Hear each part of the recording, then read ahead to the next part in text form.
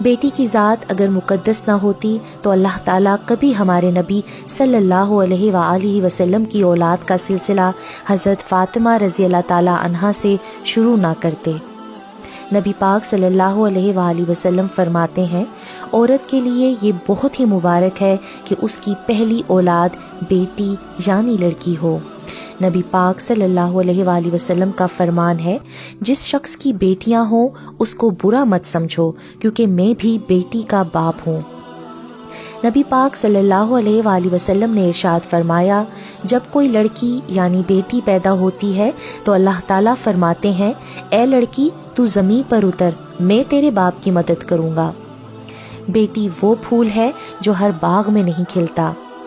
اولاد کے لیے جو بھی چیز گھر لاؤ پہلے بیٹی کو دو۔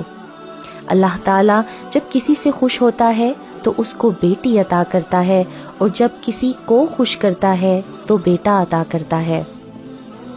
اللہ جب خوش ہوتا ہے تو کسی کے گھر مہمان بھیجتا ہے، جب زیادہ خوش ہوتا ہے تو بارش برساتا ہے، اور جب مزید خوش ہوتا ہے تو بیٹی سے نوازتا ہے۔ بیٹی رحمت کا دروازہ، بخشش کا ذریعہ اور جہنم کی ڈھال ہے۔ نبی پاک صلی اللہ علیہ وآلہ وسلم کا فرمان ہے، جس کے گھر بیٹی پیدا ہو اور وہ اسے ایذا نہ دے اور نہ ہی برا جانے اور نہ ہی بیٹے کو بیٹی پہ فضیلت دے، تو اللہ اس شخص کو جنت میں داخل فرمائے گا۔ جو شخص بیٹیوں کی وجہ سے آزمایا گیا، پھر وہ ان کی اچھی تربیت کرے تو قیامت کے دن یہ بیٹیاں اس کے لیے جہنم سے آڑ بن جائیں گی۔ نبی پاک صلی اللہ علیہ وآلہ وسلم نے فرمایا، لڑکیاں یعنی بیٹیاں رکھنے والوں سے کہہ دو، ان نونہالوں کے بارے میں غمگین اور تنگ دل نہ ہوں، میں نے انہیں پیدا کیا ہے اور میں ہی ان کو روزی دوں گا۔ نبی پاک صلی اللہ علیہ وآلہ وسلم نے فرمایا، جس شخص نے 3 بیٹیوں کی پرورش کی، انہیں ادب سکھایا، ان کی شادی کی اور ان کے ساتھ احسان کا معاملہ کرتا رہا، تو اس کے لیے جنت ہے۔ ایک ماں کے لیے سب سے قیمتی خزانہ اس کی بیٹی ہے۔ بیٹیاں ماں کی پرچھائی ہوتی ہیں۔ ایک بیٹی کی سب سے اچھی دوست اس کی ماں ہی ہوتی ہے۔ زمانے بھر کی ساری نعمتیں موجود ہوں، لیکن اگر بیٹی نہ ہو تو گھر اچھا نہیں لگتا۔ بیٹیاں باپ کا درد سمجھتی ہیں، ماں کے آنسو پونچھتی ہیں، بھائی کے دکھ لے کر اپنے سکھ لٹا دیتی ہیں۔ بیٹی کا بہترین محافظ اس کا اپنا باپ ہوتا ہے۔ بیٹیاں اپنے باپ کا غرور ہوتی ہیں۔ باپ اور بیٹی کی ایک عادت مشترکہ ہوتی ہے، دونوں کو اپنی گڑیا سے بہت پیار ہوتا ہے۔ ہر کامیاب لڑکی کے پیچھے اس کے باپ کا ہاتھ ہوتا ہے، جس نے اس پہ اعتماد کیا ہوتا ہے۔ بیٹیاں بڑی ہو جائیں تو شک کی دیوار اونچی کرنے کی بجائے محبت کی رسی کو دراز کر لینا بہتر ہوتا ہے، کیونکہ محبت کی لگام تربیت پر آنچ نہیں آنے دیتی۔ سورج سانولی ہو یا پھر چاند سی، بیٹیاں ہمیشہ اپنے ماں باپ کے لیے شہزادیاں اور پریاں ہی ہوتی ہیں۔ باپ ایک ایسا شجر ہے جس کے سائے میں بیٹیاں راج کرتی ہیں۔ آپ اپنی بیٹی کو بیٹا کہہ کر بھی پکار سکتے ہیں، مگر اپنے بیٹے کو کبھی بیٹی کہہ کر نہیں پکار سکتے۔ بیٹیاں سب سے زیادہ اپنے باپ سے اس لیے پیار کرتی ہیں کیونکہ باپ ہی اس دنیا میں وہ واحد شخص ہے جو اپنی بیٹی کو کبھی دکھ نہیں دے گا۔ اگر ماں باپ کو اللہ تقدیر لکھنے کا موقع دیتا تو وہ اپنی بیٹی کی تقدیر میں دنیا جہاں کی خوشیاں لکھ دیتے۔ اللہ سے بیٹیاں بہت کم لوگ مانگتے ہیں، اور جو مانگتے ہیں وہ پہلے بیٹی کا اچھا نصیب مانگتے ہیں، کیونکہ ڈر بیٹی سے نہیں اس کے نصیب سے لگتا ہے۔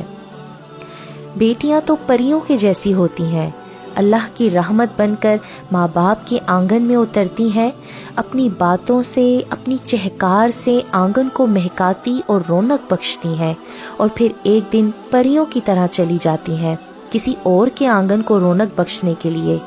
پریاں بھلا ہمیشہ کب ساتھ رہتی ہیں؟ یہ پریاں تو بس کچھ دیر کے لیے بسیرا کرتی ہیں، لیکن اپنی خوشبو اور یادیں ہمیشہ کے لیے چھوڑ جاتی ہیں۔ بیٹیوں کا دکھ سمجھنا بہت مشکل ہوتا ہے، ان کے لیے تو اس گھر میں ہی جگہ نہیں رہتی جہاں وہ پیدا ہوتی ہیں۔ بیٹیاں جب بڑی ہو جاتی ہیں تو پھر اپنے دکھ نہیں بتایا کرتی۔ جو بیٹیاں سر جھکا کر چلتی ہیں ان کے ماں باپ کا سر کبھی نہیں جھکتا۔ بیٹیاں اپنی خواہشیں دل میں چھپا کر سر کو جھکا کر اپنے والدین کے ہر حکم کو آنکھوں پہ سجا لیتی ہیں۔ جس کی بیٹی کی شادی کسی اچھے آدمی سے ہو جاتی ہے تو ان کو بیٹا مل جاتا ہے، ورنہ وہ اپنی بیٹی کو بھی کھو دیتے ہیں۔ بیٹی جب سسرال جاتی ہے تو پھر بہت کچھ اپنے ماں باپ سے چھپاتی ہے۔ ہر لڑکی کو اپنے سسرال میں اتنی محبت ملے جتنی محبت سے لڑکی کے گھر والے اسے رخصت کرتے ہیں۔